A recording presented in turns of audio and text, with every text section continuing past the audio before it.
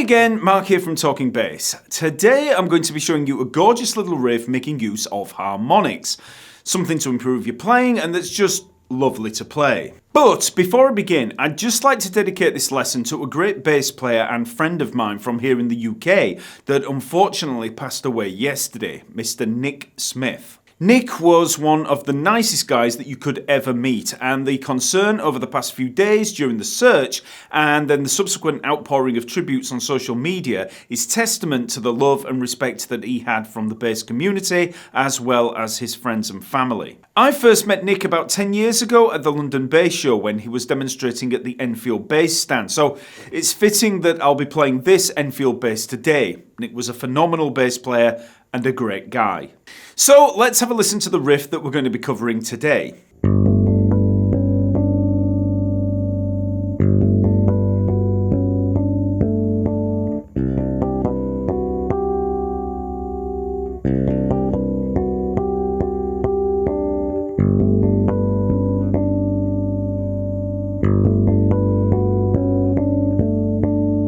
This riff features a combination of harmonics and regular fretted notes. Any of you that have heard or attempted the Jaco Pastorius piece Portrait of Tracy will have heard how far you can go with this kind of playing. When you first start learning harmonics, it's often to help with tuning. Then you might play around with them individually, either as normal stopped harmonics,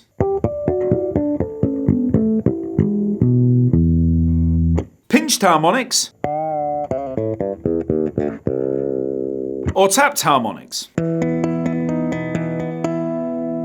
But the advantage of adding fretted notes in there alongside the harmonics is that we can play a bass note in the low register and create lush chords over the top, even while in this low area, because the harmonics are several octaves higher. So instead of playing chords that sound a little too deep or muddy down here, we can play these interesting kind of chords.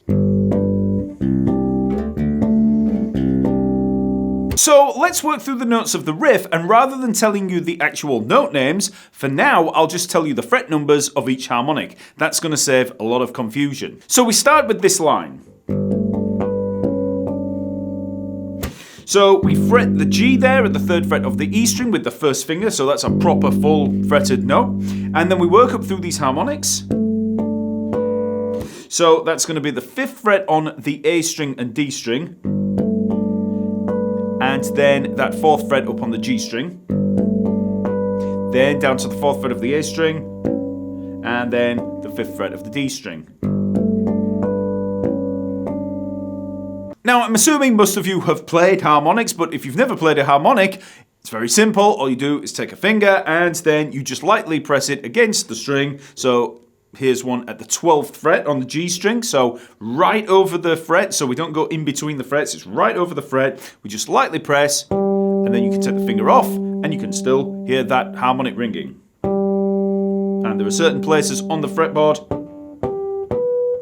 where you'll get those harmonics, and it's usually over the frets here, and then as you get further down here, there's going to be ones in between. Okay, so I won't cover any of that here. Let's just work through the riff. So for the fingering in the left hand, I'm using the 1st finger, the index finger, for that initial G, and then I'm using the pinky or 4th finger for the A and D string, and then I'm using the 3rd finger for that top harmonic there on the G string, and then 3rd finger and 4th finger again. And for the picking hand, you'll see I'm using this kind of claw hammer technique. So the thumb is taking the E string there, and then it's the 1st finger, 2nd finger, and 3rd finger. So 1 finger for each of the strings. And I've just got the arm rested there on the bass. And for the second part of this line, we have... So it starts out the same as the first part, up to that 4th fret of the G string, but then we come down through the 4th fret on the D string and A string. Then to the 5th fret of the D string, then 5th fret A string, and back to the 5th fret D string. So both lines put together.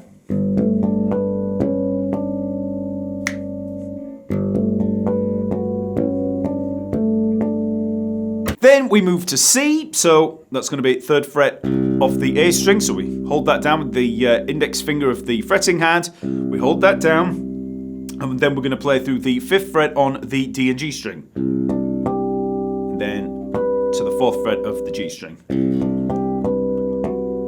Then 4th fret D string, 5th fret G string.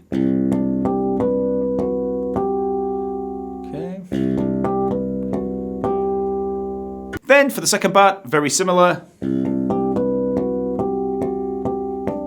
So we reach that 4th fret D string, 5th fret G string, and then we repeat 4th fret D string, 5th fret G string. And finish on the 5th fret of the D string. And here I'm starting with the thumb there on the A string this time. So, putting all that together,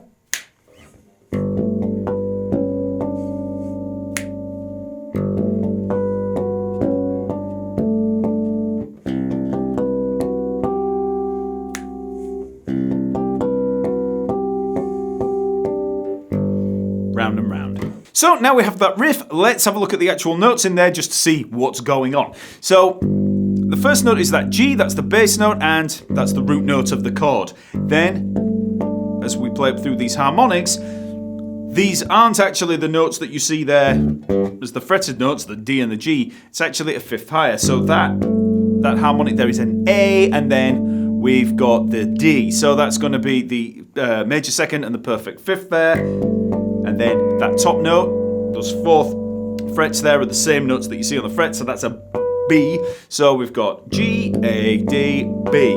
So that's pretty much a G major triad with that added 2nd in there. And then we come down to this C sharp, which is that sharpened 4th. It's got a Lydian sound. Okay, and then on the second time, as we come down, we add the F sharp in there, which is the major 7th. So all in all, that chord spells out a G major 9 sharp 11. So that's the cool thing about playing these harmonics, because you can let them ring out there.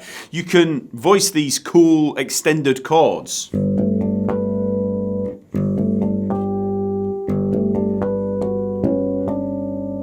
And then for the C, it's the same chord. We have C, and then that harmonic is a D. Then we've got a G, so we've got that added 9th again.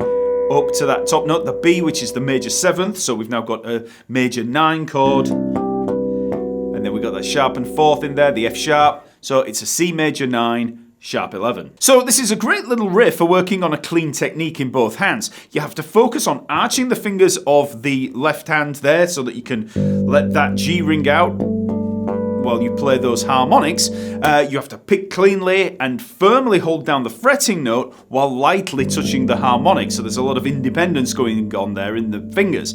So practice the line very slowly and focus on your technique. Then in terms of bass tone, try using the bridge pickup if you have the option and increase the mids if possible. That way you're more likely to get a full body chime out of the harmonics. You can also try using a compressor. Harmonics can sound fairly quiet if you play them badly and with incorrect tone. So you're going to need to bring them out quite a bit. So you need a good attack on a tight string at the bridge with the bridge pickup soloed and a little bit of boost in the mids. Now, obviously, you don't have to do all of that. You'll still hear the harmonics, but do that and you should be fine. You should hear them ring out. So now I'll just demonstrate how you can make use of a line like this as a backing for some melodic improvisation. So I'm going to be playing it on the looper and then just improvising over the top with the G Lydian and C Lydian modes.